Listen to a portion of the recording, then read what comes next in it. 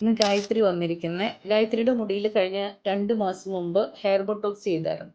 അപ്പോൾ അതിനകത്ത് hair spa ചെയ്യാൻ വേണ്ടിയാണ് വന്നിരിക്കുന്നത്. അപ്പോൾ ഗായത്രിക്ക് എല്ലാ മാസവും വന്ന് ഹെയർ സ്പാ ചെയ്യാൻ സമയമില്ലാത്തതുകൊണ്ട് പെർമനൻറ്റ് ഹെയർ സ്പാ മതി എന്നാണ് പറയുന്നത്. അപ്പോൾ ഇന്ന് നമ്മൾ പെർമനൻറ്റ് ഹെയർ സ്പാ ഈ മുടിയിൽ ചെയ്ത് കാണിക്കാം.